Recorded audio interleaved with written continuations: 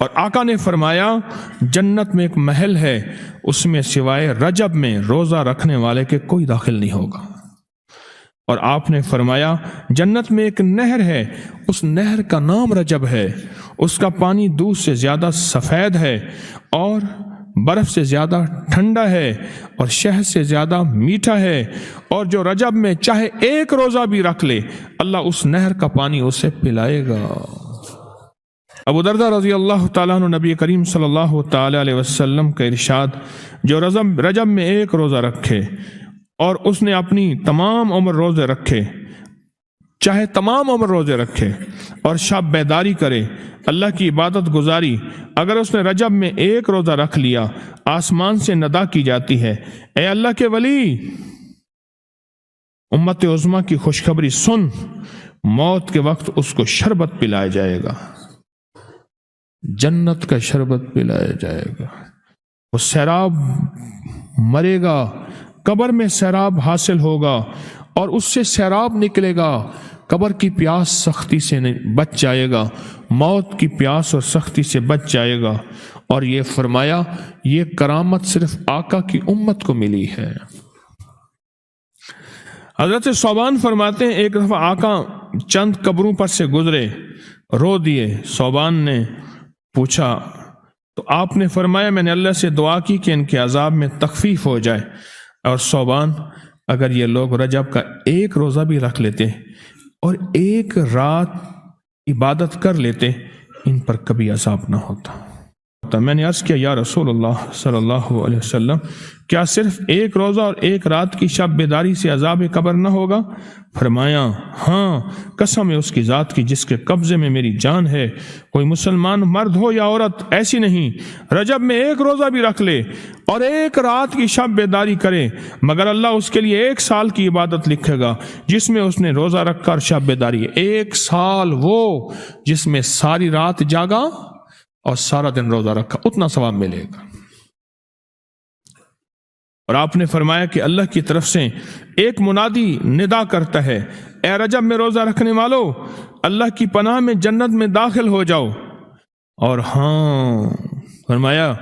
کہ قیامت ہوگی تو پکار مچے گی، رجب کے ماننے والے کہاں ہیں؟ اس وقت حجاب کے اندر سے ایک نور نکلے گا جس کے پیچھے سے جبرائیل، میکائیل، اسرافیل ہوں گے، یہاں تک کہ رجب کے ماننے والے اس نور سے گزر کر پہنچ جائیں گے جو ان کے لیے تیار کیا ہوگا اور اللہ کو سجدہ کریں گے۔ اللہ پاک فرمائیں گے تم اپنا سر سجدے سے اٹھاؤ، یہ سب دنیا میں ادا ہو چکے ہیں، اب منازل عزت کی طرف چلو، اور فرمایا مغفرت ہوتی ہے اور اللہ انبیاء کی توبہ قبول کرتا ہے۔ اس رجب کے ایک روزے اور ایک تھوڑی سی عبادت سے اللہ اولیاء کو دشمنوں سے چھڑاتا ہے، اور 3 چیزیں اللہ کے ذمہ ہیں، معافی، باقی عمر کی عصمت، اور تیسری یہ کہ بڑی پیشی، یعنی روز قیامت پیاس نہیں لگے گی، روز قیامت پیاس نہیں لگے گی۔ جبریل آواز دیتا ہے سن لو توبہ کے مہینے کا چاند نکل آیا،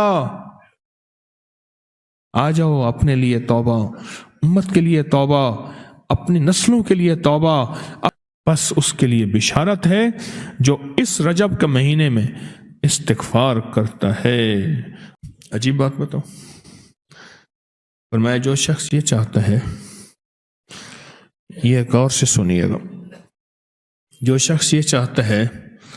اللہ اس کی نسلوں کو معذوری اور مجبوری سے بچائے، معذور ہو جائے، کسی بھی چیز سے معذور ہو جائے اور مجبور ہو جائے۔ میں نے آپ کو اپنی مجبوری کا قصہ سنایا تھا، اس دن معذوری اللہ مجبوری سے بچائے کہ بے بس ہو جائے، مجبور ہو جائے۔ اور جو شخص یہ چاہتا ہے کہ اس کے ماتھے پہ نصیب اور بخت اور مقدر اتنا لکھا ہوا ہو انسان بھی پڑھ سکے، یہ میری خوشخبری یاد رکھیے گا، اتنا واضح ہو انسان بھی پڑھ سکے، بخت، نصیب، مقدر، عزت، دولت۔ اور تیسری، جو شخص یہ چاہتا ہے اس کی پیشانی کبھی سجدوں سے محروم نہ رہے اور فرشتے اس کی پیشانی سونگ کر بتا دیں کہ یہ وہ لوگ بندہ ہے جس کے سجدے واقعی تھے، تو فرمایا وہ کبھی بھی زندگی میں کسی ایسی اللہ کے دوست کی محفل کو تلاش کرے جو لازم شب جمعہ میں ہو۔ اور یہ وہ ہے، اللہ کا دوست میرا مرشد ہے، میں ان کا غلام ہوں، اپنی نہیں کہہ رہا۔ شب جمعہ، یہ شب جمعہ جمعرات تسبیح خانے میں، اور پھر تسبیح خانے میں دعا ہوتی ہے، تھوڑی دیر کی یہ محفل ہوتی ہے۔ فرمایا آنے والے حضرات اور پوری دنیا میں اس میں شامل ہونے والے حضرات آن لائن،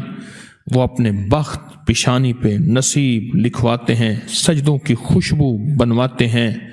اور اللہ کے خزانوں سے پاتے ہیں۔ یہ وہ خوش قسمت ہیں جو شب جمعہ کا انتظار کرتے ہیں۔